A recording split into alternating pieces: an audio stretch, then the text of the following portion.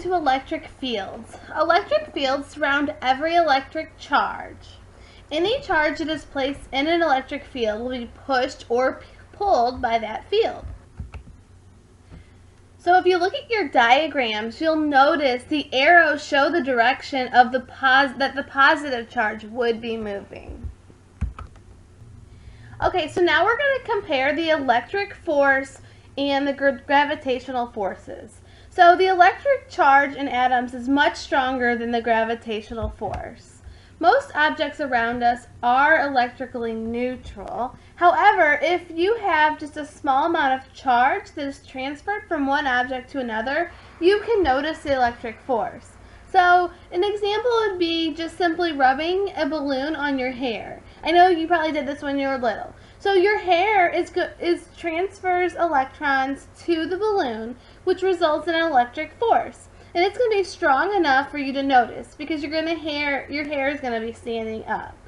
And that's going to overcome, obviously, the force of gravity. So this is just one example of how the forces of electric charges is stronger than gravitational force.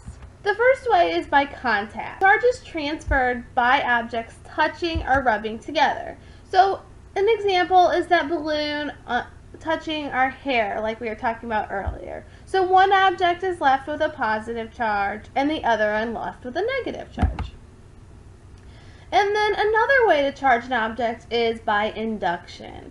Induction is when the charge is transferred through the air. So if you bring that negatively charged balloon near your sweater, and the sweater becomes positively charged. So as a result, the balloon will cling to your sweater.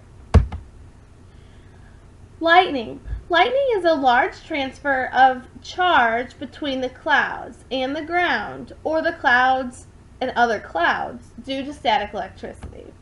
So air masses are moving and swirling around up in the clouds. This builds up positive and negative charges. There is now a static discharge between the cloud and the ground. The electric charge moves through the air and collides with the other atoms and molecules. The collisions cause the atoms and molecules in the air to emit light, which we know as lightning.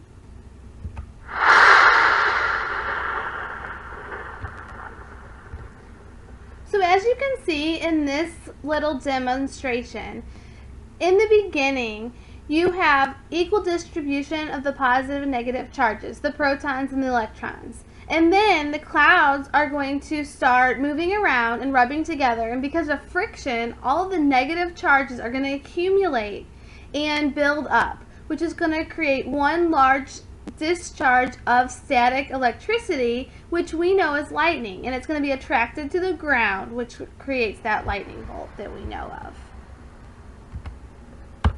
Now, thunder is a result of lightning, and when we have lightning, there's a great amount of heat produced, and the heat causes air in the bolt of the lightning bolt's path to expand very, very fast, which produces sound waves. So these sound waves are what we hear as thunder when we see lightning.